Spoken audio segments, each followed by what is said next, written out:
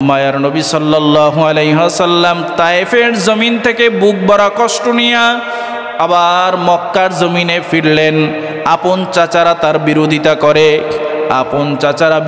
করে, তার উপরে অন্যায় অত্যাচার নির্যাতনের স্টিম রুলার চালায় দেয়।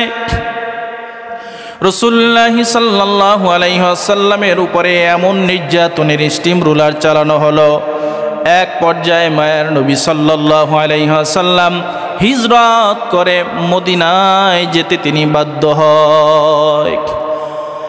তার স্ত্রী সুখে দুঃখে যিনি সব সময় পাশে থাকতেন, খাদিজাতুল কুবরা রাদিয়াল্লাহু তাআলা আনহা, তিনিও ইন্তেকাল করলেন। এদিকে মা 6 বছর বয়সে ইন্তেকাল করলেন, বাবাকে 2 নয়নে দেখেন নাই। দাদার কাছে লালিত পালিত হতেন, দাদাও ইন্তেকাল করলেন, চাচাও দুনিয়ায় নাই। মায়ার নবী এতিম অবস্থায় দিশেহারা হয়ে গেলেন। জিবরিল আলাইহিস সালাতু ওয়াস সালাম বলে, আল্লাহ, আপনার মায়ার নবী তো হতাশাগ্রস্ত অবস্থায় চলে গেছে। বাবাকে 2 নয়নে দেখে নাই, মাকে 6 বছরে হারিয়েছে, দাদাকে 8 বছরে হারিয়েছে, চাচাকে 12 বছর বয়সে হারিয়েছে। এরপরে 40 বছর বয়সে তাকে নবুয়ত দান করলেন। বংশের মানুষ তার বিরোধিতা করে। আল্লাহ নবীকে এবার একটু সান্ত্বনা দেওয়া দরকার। আল্লাহ তাআলা জিবরিল আলাইহিস সালাতু ওয়াস সালামকে বললেন, ও জিবরিল, সব নবীদেরকে আমি সান্ত্বনা দিয়েছি, সব নবীরা আর আমার মায়ার নবী শেষ নবী, সব নবী আর শেষ নবী এক না। শেষ নবীকে আমি আল্লাহ সান্ত্বনা দিব, একমাত্র আমার ঘর, আমার আরশে আজিমের মধ্যে এনে আমি সান্ত্বনা দিব।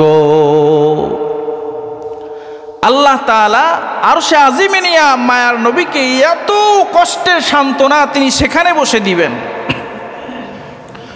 এজন্য আল্লাহ তাআলা বলেন, সুবহানাল্লাযী আসরা বিআবদিহি লাইলাম মিনাল মাসজিদিল হারাম ইলাল মাসজিদিল আকসাল্লাযী বারাকনা হাওলাহু লিনুরিয়াহু মিন আয়াতিনা ইন্নাহু হুয়াস সামিউল বাসীর।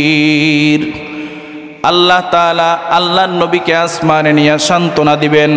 জিবরিল আলাইহিস সালাতু ওয়াস সালামকে আল্লাহ পাঠায়া দিলেন, যাও, দুনিয়ার সব স্টপ থাকবে, আমার বন্ধু আর আমার বন্ধুর সফর চলতে থাকবে।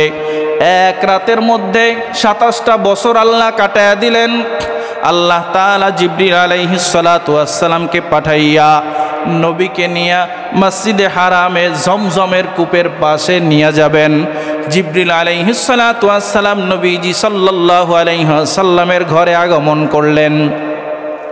জিবরিল আলাইহিস সালাতু ওয়াস সালাম নবীজি সাল্লাল্লাহু আলাইহি ওয়াসাল্লামের ঘরের উপরের চালা ফাঁক করে তিনি ঘরের মধ্যে প্রবেশ করলেন।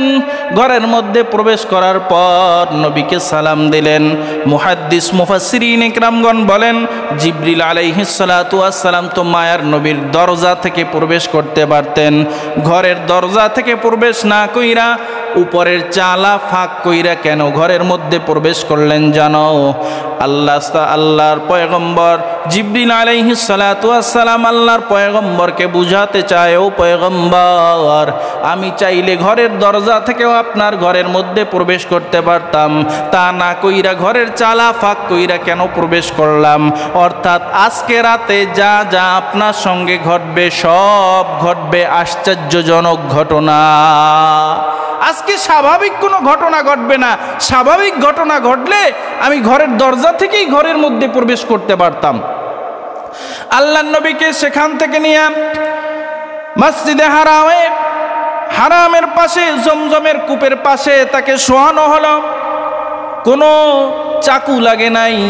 আল্লাহ নবী সাল্লাল্লাহু আলাইহি ওয়াসাল্লামকে শোয়া জিবরাইল শাহাদাত আঙ্গুল দ্বারা ইশারা করলেন। আল্লাহ নবীর বুকটাকে, সিনাটাকে ফেরে ফেললেন।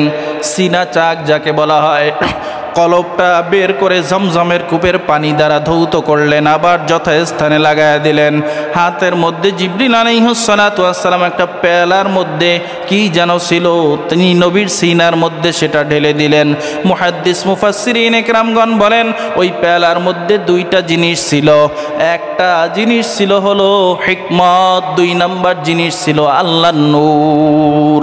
ওই আল্লাহর নূর যদি অন্তরের মধ্যে ঢালা না হয়, কারণ আল্লাহর নবী যেই গতিতে যেই স্থানগুলোতে ভ্রমণ করবেন, আল্লাহর নূর ছাড়া ওই স্থানগুলোতে ভ্রমণ করা সম্ভব না। এই দুইটা জিনিস তার অন্তরের মধ্যে ঢেলে দিয়ে আবার একটা চাপ দিয়া লাগায়া দিলেন। এবার বলেন ওঠেন, আল্লাহ বলেন সুবহানাল্লাযী আসরা বিআবদিহি লাইলাম মিনাল মাসজিদিল হারাম। আলহামদুলিল্লাহ আলহামদুলিল্লাহিল্লাযী কাফা ওয়া সালামুন আলা ইবাদিহিল্লাযীনা ইসতাফা। أما بعد فأعوذ بالله من الشيطان الرجيم. بسم الله الرحمن الرحيم.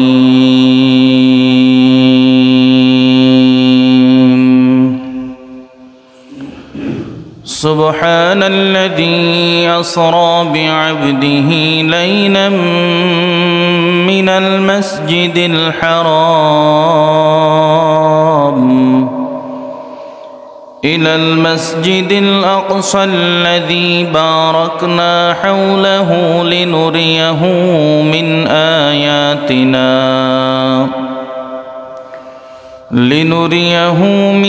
آياتنا إنه هو السميع البصير.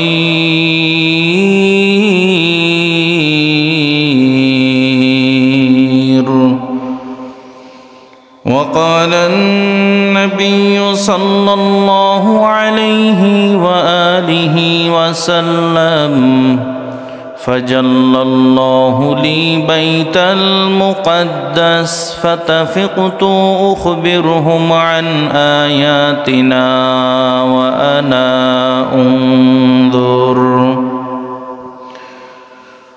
صدق الله مولانا العظيم وصدق رسوله النبي الأمي الكريم،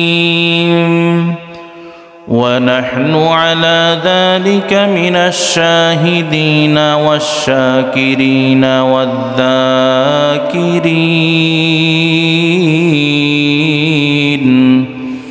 والحمد لله رب العالمين.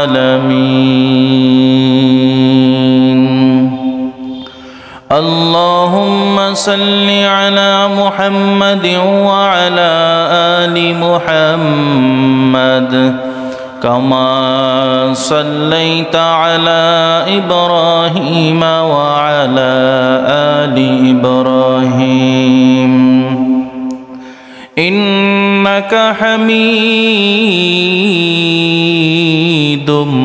مجيد. اللهم بارك على محمد وعلى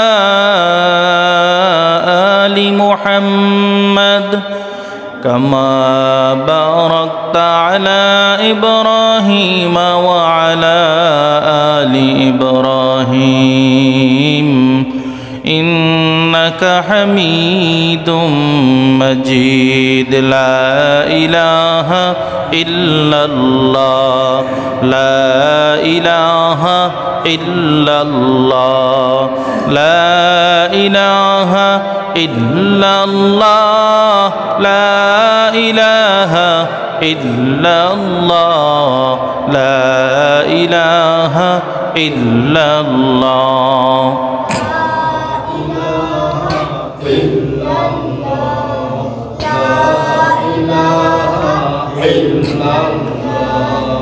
لا إله إلا الله، لا إله إلا الله، لا إله إلا الله، لا إله إلا الله، لا إله إلا الله.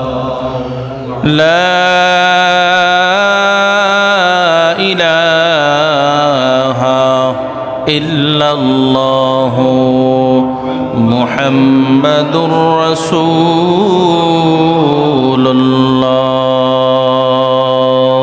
সাল্লাল্লাহু سبحانك لا علم لنا إلا ما علمتنا إنك أنت العليم الحكيم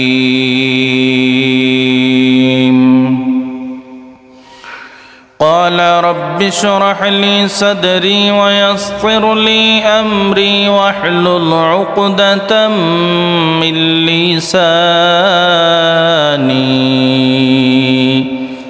يفقهوا قولي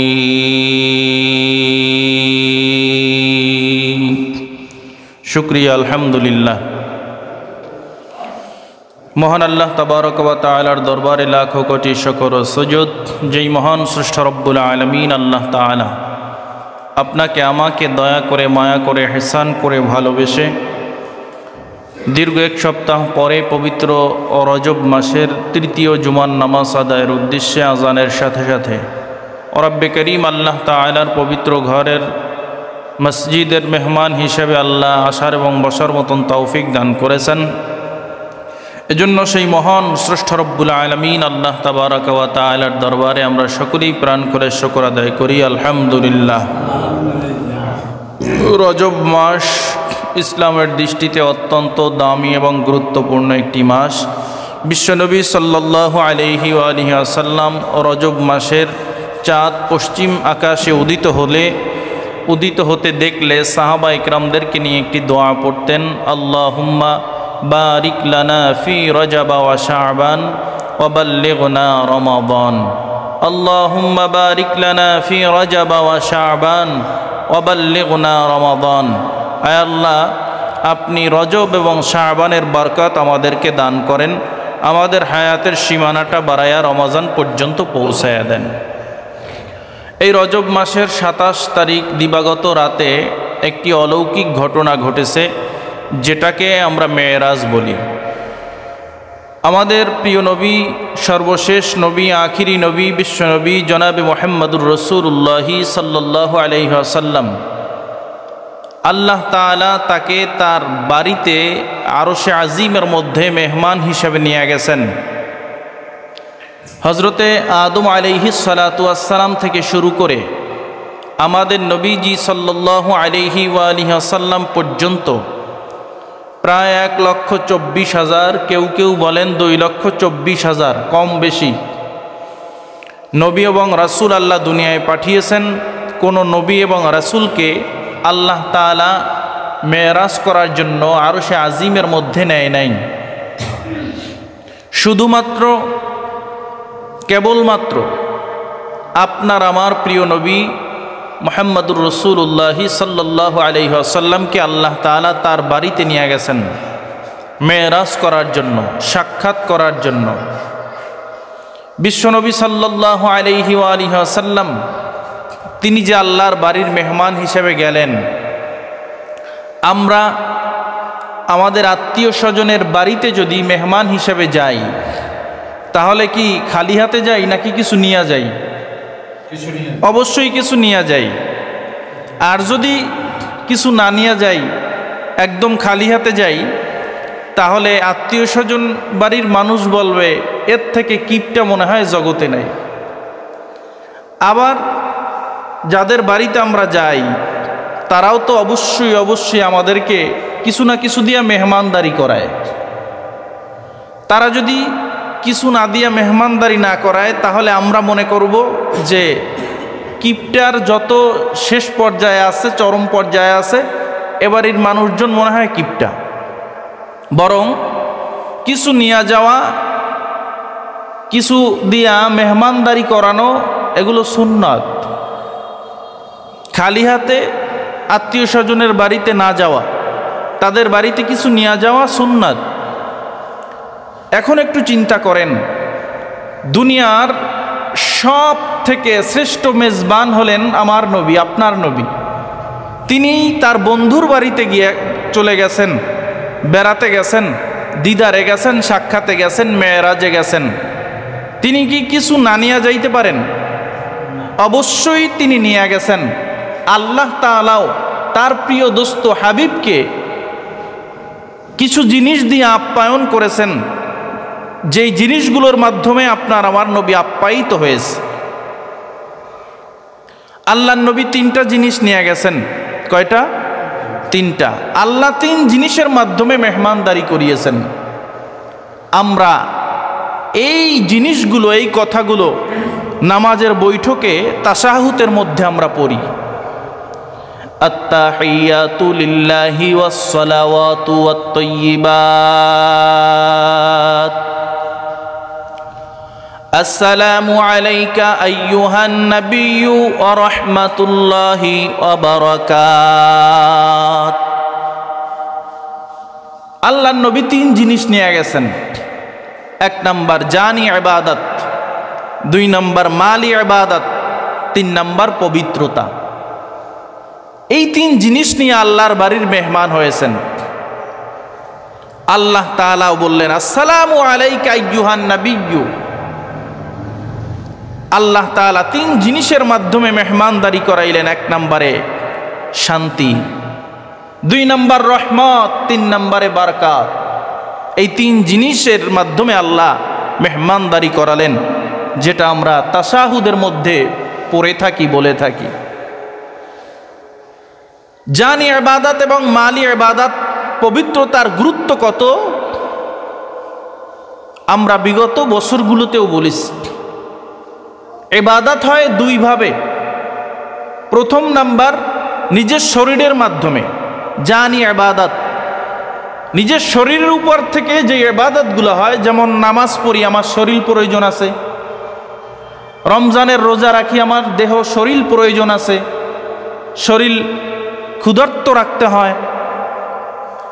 কিন্তু হজ করা, হজের মধ্যে জানি ইবাদতও লাগবে, মালি ইবাদতও লাগবে। অর্থ ছাড়া হজ ফরজ হবে না, টাকা ছাড়া মক্কা মদিনায় যেতে পারবেন না, আবার নিজের শরীরও সেখানে নিয়ে যেতে হবে।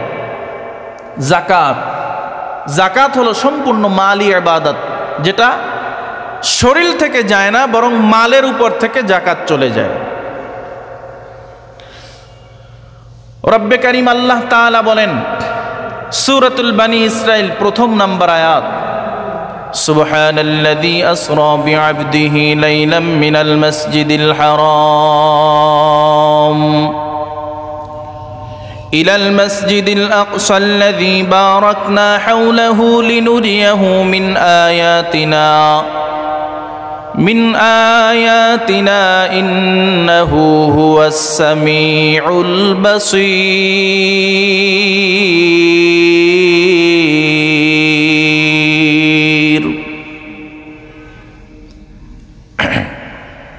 আল্লাহ তাআলা বলেন পুত পবিত্রতাতে সেই সত্তা যিনি মসজিদে হারাম থেকে মসজিদে আকসা পর্যন্ত তার বান্দাকে সফর করালেন। এই আয়াতের তাফসিরে মুহাদ্দিস মুফাসসিরিন ইকরামগণ বলেন আল্লাহ তাআলা হযরতে আদম আলাইহিস সালাতু ওয়াস সালাম থেকে শুরু করে আমাদের নবী সাল্লাল্লাহু আলাইহি ওয়াসাল্লাম পর্যন্ত, এর একটু আগেও যদি ধরেন হযরতে ঈসা আলাইহিস সালাতু ওয়াস সালাম পর্যন্ত, কোন নবী রাসূলকে আল্লাহ তাআলা আসমানে নিয়ে দিদার দেন নাই, সাক্ষাৎ দেন নাই। একমাত্র পয়গম্বর ইদ্রিস আলাইহিস সালাতু ওয়াস সালামকে আল্লাহ তাআলা 4র্থ আসমানের মধ্যে নিয়ে গেছেন। এর উপরে কোনো নবী পয়গম্বরকে নেওয়া হয় নাই। এমনকি মূসা আলাইহিস সালাতু ওয়াস সালামের সঙ্গে আল্লাহ তাআলা দৈনিক অনেকবার, বহুবার তুর পাহাড়ের মধ্যে কথা বলতেন। মূসা আলাইহিস সালাতু ওয়াস সালাম বিন্দু পরিমাণে কোনো সমস্যার মধ্যে পড়ে গেলেও মূসা আলাইহিস সালাতু ওয়াস সালাম তুর পাহাড়ে গিয়ে আল্লাহর সঙ্গে কথা বইলা সমস্যার সমাধান নিয়ে আসতেন। কিন্তু কোন নবী রাসূলকে আল্লাহ তাআলা আসমানে নিয়া দিদার দেন নাই, আসমানে নিয়া সাক্ষাৎ দেন নাই। একমাত্র আপনার আমার পয়গম্বরকে কেন নিলেন? মুহাদ্দিস মুফাসসিরিন ইকরামগণ বলেন, বিশ্বনবী সাল্লাল্লাহু আলাইহি ওয়াসাল্লাম যখন দুনিয়ার জমিনে আগমন করছেন, দুনিয়ায় আগমন করার 6 মাস পূর্বে তার বাবার ইন্তেকাল হয়ে গেছে। দুনিয়াতে জন্মগ্রহণ করার পর আপনার আমার মায়ার পয়গম্বর 2 নয়নে বাবার চেহারাটা কিরকম 2 নয়নে তিনি দেখতে পারেন নাই। মায়ার নবী বাবাকে 2 নয়নে দেখেন নাই। যখন একটু বড় হলেন, 6 বছর বয়স, এই 6 বছরের বয়সে যখন উপনীত হয়ে গেল, তখন মাকেও হারায় ফেললো, চিরতরে এতিম হয়ে গেল। বাবাকে দেখে নাই। 6 বছরে একটা সন্তান আর কি বা বুঝে, এবং তো অবস্থায় মাকেও হারায় ফেলছে। মাথার উপরে একমাত্র ছায়া ছিল দাদা আব্দুল মুতালিব। 8 বছরের সময় মাথার উপরের এই অন্যতম ছায়া আব্দুল মুতালিবও দুনিয়ার থেকে বিদায় নিয়ে চলে গেল। এরপরে চাচার কাছে লালিত পালিত হয়, চাচাও দুনিয়ার থেকে বিদায় নিয়ে চলিয়া গেল। আল্লাহ তাআলা আপনার আমার পয়গম্বরকে হেরা পর্বতে নিয়া নবুয়তের দায়িত্ব দিলেন। 40 বছর বয়সে নবুয়তের দায়িত্ব পেলেন। 40 বছর বয়সে নবুয়তের দায়িত্ব পাওয়ার পরে হেরা পর্বতের উঁচু স্থানে উঠা, অথবা সাফা মারওয়ার উঁচু স্থানে উঠা আপনার আমার মায়ার পয়গম্বর ঘোষণা দিয়া দিলেন, ইয়া আইয়ুহান নাস কুলু লা ইলাহা ইল্লাল্লাহ তুফলিহুন। হে মানুষ সকল, হে আমার বংশের লোকেরা, হে আমার এলাকার লোকেরা, তোমরা যদি বলো লা ইলাহা ইল্লাল্লাহ, তাহলে তোমরা সফল কাম হয়ে যাইবা, সফল কাম হয়ে যাইবা। এর পূর্বে মক্কাবাসীদেরকে ইয়া আইয়ুহান নাস বলে সম্বোধন করে সব মক্কাবাসী কাফের বেঈমান মুশরিকদেরকে আল্লাহর নবী ডাকলেন। মক্কাবাসীরা যখন পাহাড়ের চতুর্পাশে আইসা হাজির হয়ে গেল, রাসূলুল্লাহ সাল্লাল্লাহু আলাইহি ওয়াসাল্লাম উঁচু পাহাড়ের উঁচু চূড়ায় বৈশা মক্কাবাসীদেরকে বললেন, ও মক্কাবাসীরা, বলো আমি যদি তোমাদেরকে কোনো বিষয় সম্পর্কে খবর দেই, সংবাদ দেই, তোমরা কি তা গ্রহণ করবা, বিশ্বাস করবা? মক্কাবাসীরা সবাই একযোগে বলা শুরু করলো, ও আব্দুল্লাহর সন্তান মুহাম্মদ, ছোটবেলা থেকে তোমাকে আমরা বিশ্বাসী যাই না আসছি, এই যতদিন পর্যন্ত দেখছি তোমার জিন্দেগির মধ্যে কোনো একটা মিথ্যা কথা আমরা বলতে শুনি নাই। তুমি হইলে আলামিন, তোমার মতো সত্যবাদী এই মক্কার জমিনের মধ্যে দ্বিতীয় আর কেউ নাই। তুমি যা বলবা আমরা এক বাক্যে মেনে নিব, বিশ্বাস করব। রাসূলুল্লাহ সাল্লাল্লাহু আলাইহি ওয়াসাল্লাম বললেন, ও মক্কাবাসীরা, আমি যদি বলি আমি উঁচু স্থানে দাঁড়ায় আছি, তোমরা যারা পাহাড়ের উত্তর দিকে দাঁড়ায় আছো, তারা দক্ষিণ দিকে কারা আছে, কোন মানুষ আছে তোমরা দেখতে পারো না উঁচু জায়গার কারণে। তোমাদের সামনে শুধু পাহাড় আর উঁচু স্থানে আমি। যারা পূর্ব দিকে আছো, তারা পশ্চিম দিকে কারা দাঁড়ানো আছে এটা তোমরা জানো না, দেখতে পারো না, কারণ তোমরা সামনে তাকাইলে শুধু পাহাড় দেখো। পশ্চিম দিকে যারা আছে এরা যদি পূর্ব দিকে তাকায়, পূর্ব দিকে কারা আছে এটা তারা জানতে পারবে না, দেখতে পারবে না। যারা উত্তর দিকে আছে, দক্ষিণ দিকে পাহাড়ের কি আছে এরা কেউ দেখতে পারবে না। বলে কথা সত্য? বলে হ সত্য। বলে আমি যদি বলি পাহাড়ের পশ্চিম পাশে একটা ক্ষুধার্ত বাঘ, ভয়ঙ্কর বাঘ দাঁড়ায় আছে, তোমরা কি বিশ্বাস করবা? বলে হ্যাঁ, অবশ্যই বিশ্বাস করব, কারণ আমরা তো পূর্ব পাশে দাঁড়ানো, পশ্চিম পাশে কি আছে এটা আমরা দেখতে পারি না। দক্ষিণ পাশের লোকদেরকে বলল, আমি যদি বলি উত্তর পাশে ভয়ঙ্কর একটা বাঘ আছে, তোমরা কি এটা বিশ্বাস করবা? বলে হ্যাঁ, বিশ্বাস করব, কারণ তুমি উঁচু স্থানে দাঁড়াইয়া পাহাড়ের চতুর্পাশ সমানভাবে দেখতে পারো, আমরা পাহাড়ের চতুর্পাশ সমানভাবে দেখতে পারি না, কারণ আমরা এক পাশের মধ্যে অবস্থান করতেছি। সামনে তাকাইলে আমরা পাহাড় দেখতে পাই, পাহাড়। এবার মায়ার নবী বলেন, ও আমার মক্কাবাসী লোকেরা, আমি স্পষ্ট তাকায়া তাকায়া দেখতেছি আল্লাহ তাআলা আমার উপরে যেই দিন যেই ধর্ম অবতীর্ণ করেছেন, যেই ধর্ম আল্লাহ তাআলা নাজিল করেছেন, এই ধর্ম ইসলাম যদি তোমরা গ্রহণ না করো, লা ইলাহা ইল্লাল্লাহ, এই সবক যদি তোমরা গ্রহণ না করো, তাহলে কিয়ামতের ওই কঠিন ময়দানে স্পষ্ট তোমরা জাহান্নামী হয়ে যাইবা। এবার মক্কাবাসীর লোকেরা বলতে শুরু করল, তুমি কি আমাদেরকে এই জন্য ডেকেছো? এতক্ষণ দীর্ঘ সময় আমাদের নষ্ট করেছো, আমাদের বাপ দাদার ধর্মকে ত্যাগ কইরা তোমার কেমন একটা বানানো ধর্ম তুমি গ্রহণ করতে বলো। তার আপন চাচা আবু লাহাব তিনি তো একটা পাথর নিয়ে নবীর দিকে এরকম ফিক মারা শুরু করলো। আবার কোন মুফাসসিরিন ইকরাম বলা শুরু করলেন, তারা বললেন যে এরকম পাথর নিয়ে বারবার তা করতেছে, তার দিকে নিক্ষেপ করবে। এবার তার চাচা আবু লাহাব নিজেই বলা শুরু করলো, মুহাম্মদ আমার এত দীর্ঘ গুরুত্বপূর্ণ সময়গুলো তুমি নষ্ট করেছো, তুমি ধ্বংস হয়ে যাও, ধ্বংস হয়ে যাও, ধ্বংস হয়ে যাও। আল্লাহ তাআলার কাছে এই ব্যাপারটা এত খারাপ লেগেছে, আল্লাহর নবী সাল্লাল্লাহু আলাইহি ওয়াসাল্লামের ধ্বংস তার আপন চাচা চায়।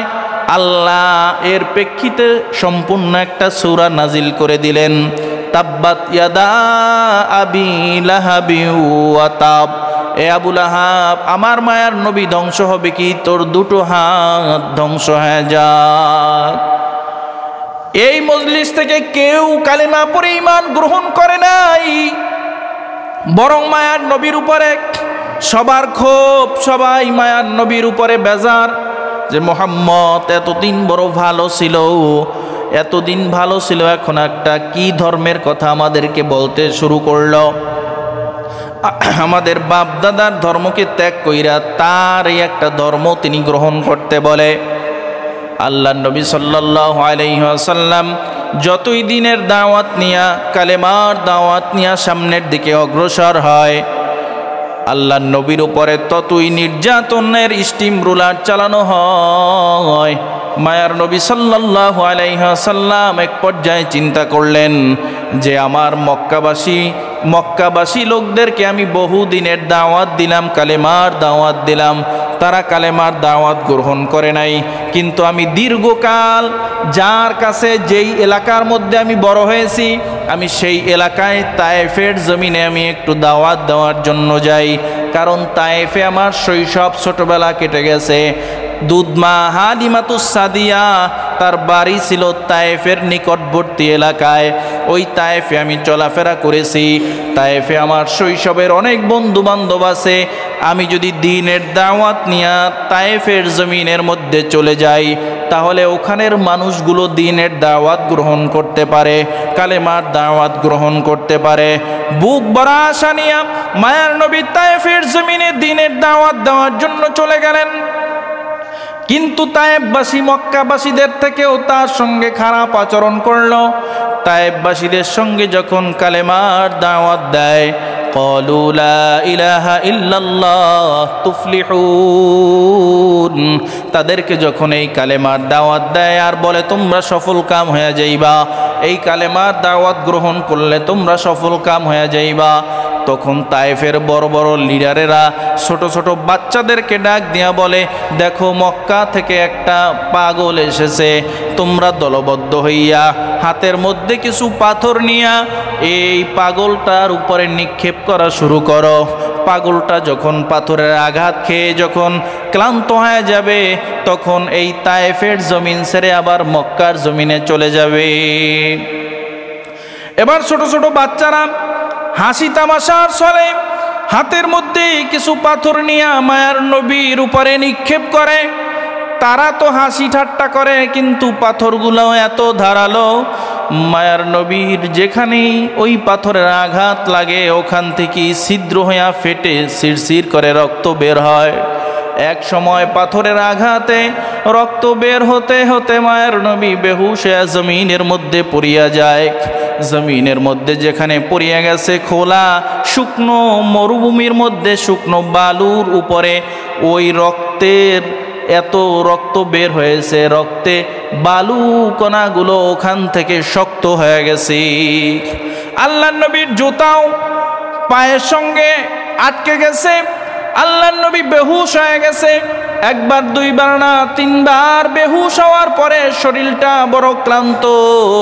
আল্লাহর নবী সাল্লাল্লাহু আলাইহি ওয়াসাল্লাম তৃতীয়বার যখন হুশ আসলো, তৃতীয়বার হুশ আসার পরে আল্লাহর নবী তাকাইয়া দেখে প্রচণ্ড রোদ, কিন্তু তার শরীরের মধ্যে মেঘের ছায়া।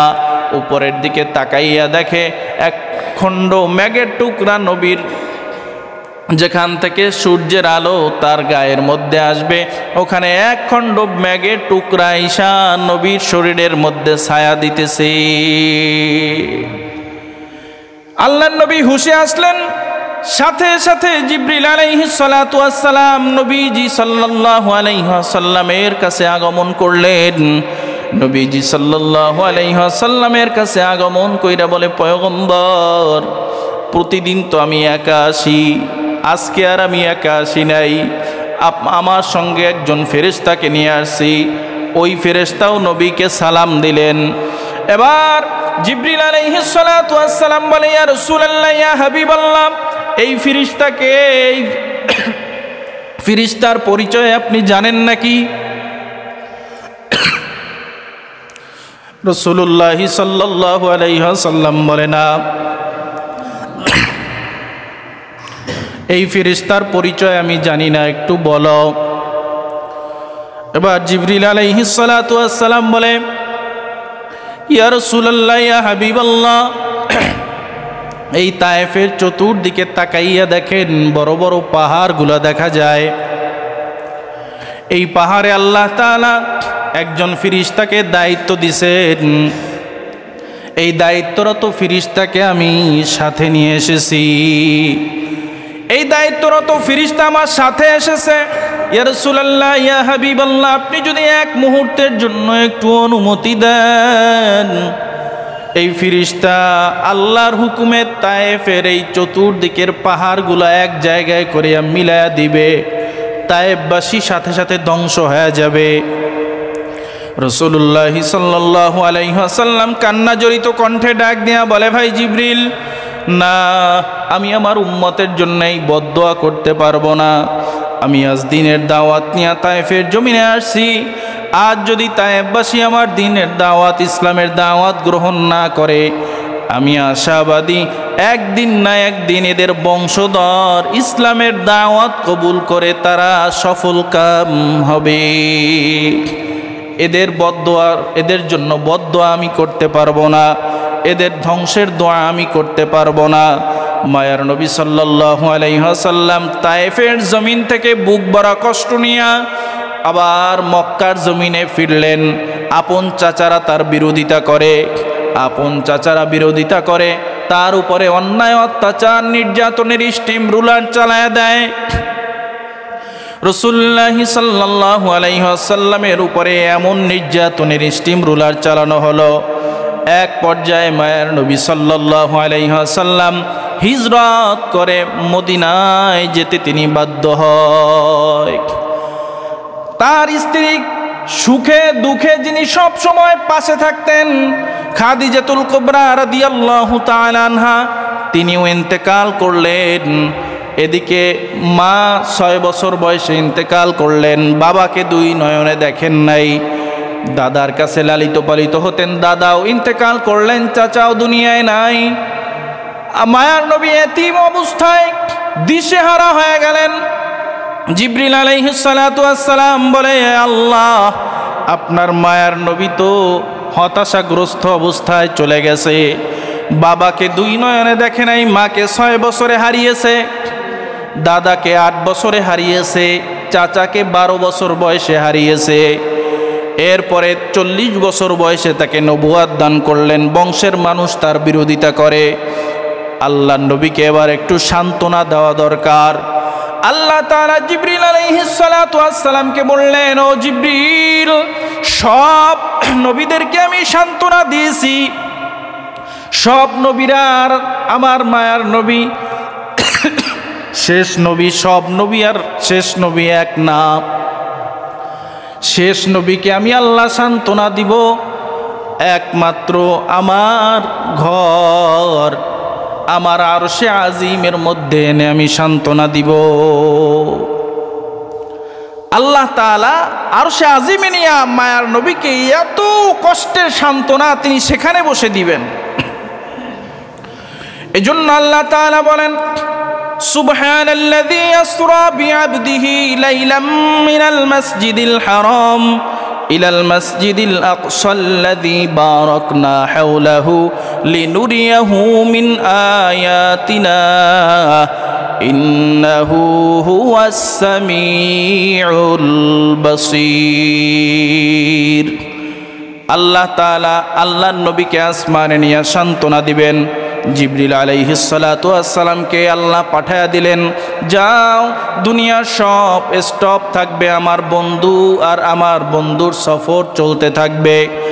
এক রাতের মধ্যে 27টা বছর আল্লাহ কাটায়া দিলেন। আল্লাহ তাআলা জিবরিল আলাইহিস সালাতু ওয়াস সালামকে পাঠাইয়া নবীকে নিয়ে মসজিদে হারামে জমজমের কূপের পাশে নিয়ে যাবেন। জিবরিল আলাইহিস সালাতু ওয়াস সালাম নবীজি সাল্লাল্লাহু আলাইহি ওয়াসাল্লামের ঘরে আগমন করলেন। জিবরিল আলাইহিস সালাতু ওয়াস সালাম নবীজি সাল্লাল্লাহু আলাইহি ওয়াসাল্লামের ঘরের উপরের চালা ফাঁক করে তিনি ঘরের মধ্যে প্রবেশ করলেন। ঘরের মধ্যে প্রবেশ করার পর নবীকে সালাম দিলেন। মুহাদ্দিস মুফাসসিরিন ইকরামগণ বলেন, জিবরিল আলাইহিস সালাতু ওয়াস সালাম তো মায়ার নবীর দরজা থেকে প্রবেশ করতে পারতেন, ঘরের দরজা থেকে প্রবেশ না কইরা উপরের চালা ফাঁক কইরা কেন ঘরের মধ্যে প্রবেশ করলেন জানো? আল্লাহর পয়গম্বর জিবরিল আলাইহিস সালাতু ওয়াস সালাম আল্লাহর পয়গম্বরকে বুঝাতে চায়, ও পয়গম্বর, আমি চাইলে ঘরের দরজা থেকেও আপনার ঘরের মধ্যে প্রবেশ করতে পারতাম, তা না কইরা ঘরের চালা ফাঁক কইরা কেন প্রবেশ করলাম? অর্থাৎ আজকে রাতে যা যা আপনার সঙ্গে ঘটবে সব ঘটবে আশ্চর্যজনক ঘটনা। আজকে স্বাভাবিক কোনো ঘটনা ঘটবে না।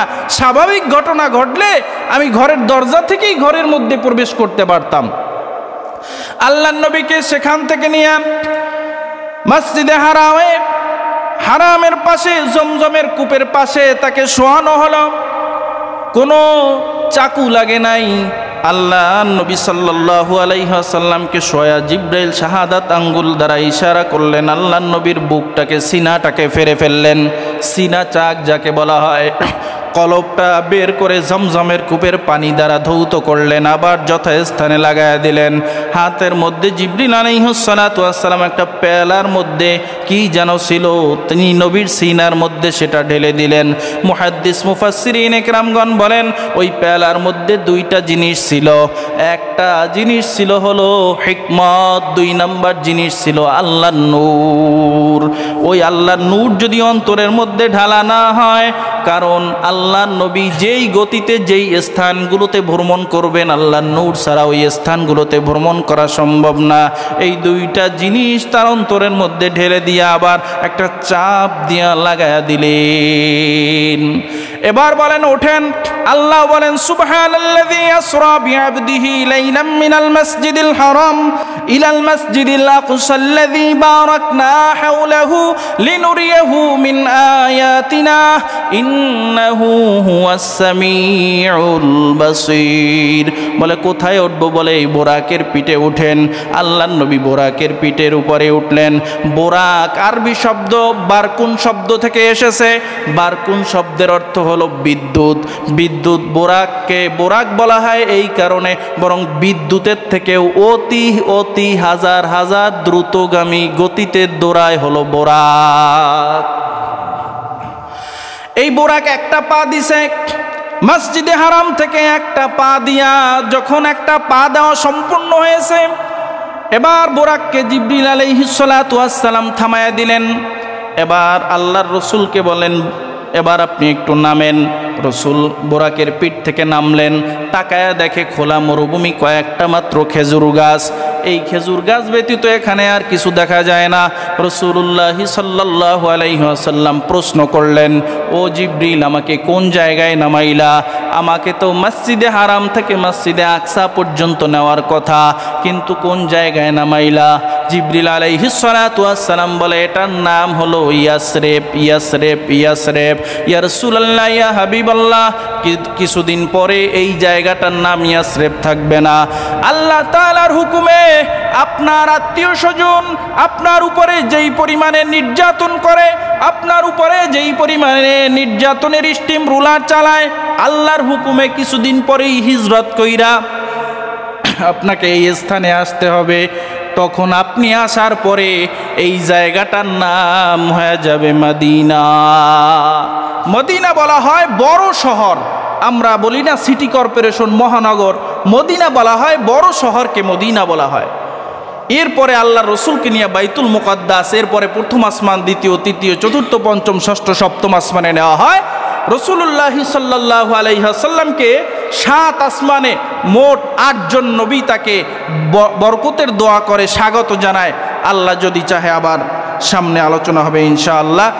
এই মূল কথা হলো মেরাজের থেকে আমাদের শিক্ষা হলো এই মেরাজের রজনীতে আল্লাহ তাআলা তার নবীকে যে হাদিয়া দিয়েছেন, এর মধ্যে অন্যতম আর একটা হাদিয়া ছিল যে 5 ওয়াক্ত নামাজ।